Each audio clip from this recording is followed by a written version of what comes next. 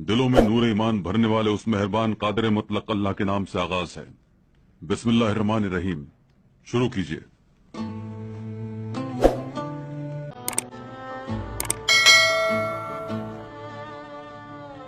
जिस वक्त मैं बिस्तर अदालत पर था, मेरे कबीले का भाईचारा खत्म होने वाला था।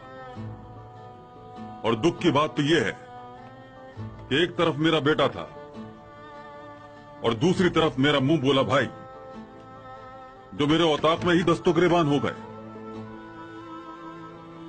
कबीले के लिए इंतहाई नाजुक उस वक्त में मर्दों की तरह कंधे से कंधा मिलाकर खड़े रहने के बजाय बहुत से लोग औरतों की तरह एक दूसरे पर जबान दराजी करने लगे। और फिर अर्तगल पर अपने ही कबीले वालों के कत्ल का इल्जाम लगाया गया। यह कैसे हो गया?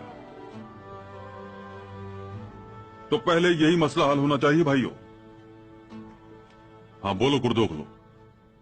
मेरे आका, सत शुक्र के आप सेहतियाब होकर फिर से हमारे सरों पर साया फिगन हुए।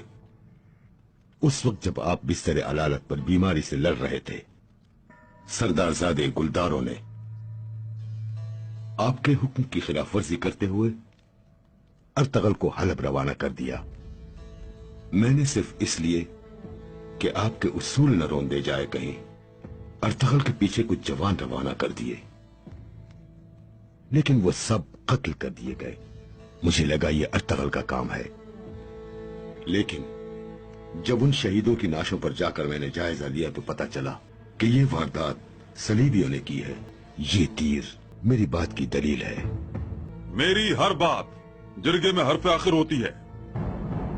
कोई मेरी बात रद्द नहीं कर सकता, क्योंकि याद रखो सरदार की बात हुक्म का दर्जा रखती है। हर पहलू पर गौर किए बगैर, दलील का सहारा लिए बगैर किसी को कातिल कैसे कह सकते हो कुर्दोगलो? मैं अगर इस फानी दुनिया से रुखसत हो गया तो खुदा जाने कबीले का क्या हाल कर दोगे तुम। तुम्हें आखिरी बार माफ कर रहा हूं। अगर आइंदा कभी कोई गड़बड़ करने की कोशिश की तो जमीन पर कहीं पनाह नहीं मिलेगी तुम्हें। चलो अब तुम बात करो अर्तगल।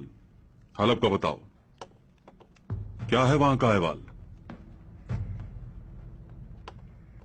हलब की सल्तनत दरअसल जहरीले सांपों का मस्कन है, जहां कदम रखना जिंदगी दांव पर लगाने से कम नहीं। लेकिन अगर उन जहरीले सांपों का डंक तोड़ दिया जाए तो आलम इस्लाम एक बहुत बड़ी तबाही से बच सकता है। सलेबी एक बड़ी जंग की तैयारी में है। उनका हदफ है कुद्स को मुसलमानों से छीनना, जिसके लिए वो साजिशों के जाल बुन रहे हैं। और उनके मकसद की राह में जो भी हायल है, चाहे कोई हुक्मरान हो, चाहे कोई कबीला, उन्हें एक एक करके वो खत्म कर रहे हैं। चुनाचे हमें उन्हें हर सूरत हलब से उखाड़ना होगा। ये तुम क्या बात कर रहे हो अर्तगल?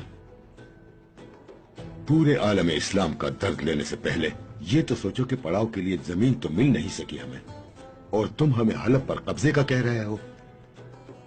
अगर हम अपने मजलूम भाइयों का दर्द महसूस करने से आरी हो जाएं, न अपनी रिवायतों का पास करें, न तहजीब का, न दीन का, न कबीले का, तो जालिम एक दिन हमें भी रौंद कर गुजर जाएंगे। इसलिए पूरी उम्मत मुस्लिमा का दर्द हमारा दर्द है। ये न भूलें कि हमारी शमशीरें घास फूस काटने के लिए नहीं है। या तो अपने भाइयों को जालिमों के पंजों से आजाद कराएंगे, या फिर जालिम का रिस्क बनने को तैयार रहेंगे, और अनकरीब तारीख से हमारा नाम मिट जाएगा। अर्तगल ने सच्चाई बयान कर दी। हमारे बुजुर्गों की ये तलवार जंग के लिए तैयार रहने की अलामत है। जान का बदला सिर्फ जान ही होगा। हम शहीद या गाजी होंगे। ये मस्जिद हुजूर पाक और हजरत उमर का तमाम मुसलमानों के लिए तोहफा है। ये मस्जिद हमारी नामूस और हमारा शरफ है। आल कुद्स हमारा दिल है। अपने दिलों को कुद्स की तरह रखो। हलब की वो अजीम शान शादी कब मुनक़िद होगी आखिर? मुझे यकीन है बहुत जल्द कार्दिनाल आली कद्र अल अजीज और शहजादे की बेटी हलीमा के इस ताल्लुक की मुझे कितनी खुशी है बता नहीं सकता मैं आपको। जैसे खुद तुम्हारी शादी हो रही हो शहजादी से। ये शादी एक बेमिसाल दास्तान बन जाएगी। 40 आओ खुश आमदीद तुतिश। जो पेश आया उसके मुताबिक मेरा फौरन हलब जाना जरूरी है। इस दारिया का जिंदा रहना हम सब के लिए खतरा है। अगर उसकी असलियत खुल गई तो हलब हाथ से निकल जाएगा। मुझे तुम पर हमेशा फख्र रहा है तुतिश। काए कबीले में तुम्हारा घुसना फायदेमंद ही रहा। कार्दिनाल ने पापा आजम और शहंशाह फ्रेडरिक को मरासला रवाना कर दिया है क्या मेरे आका?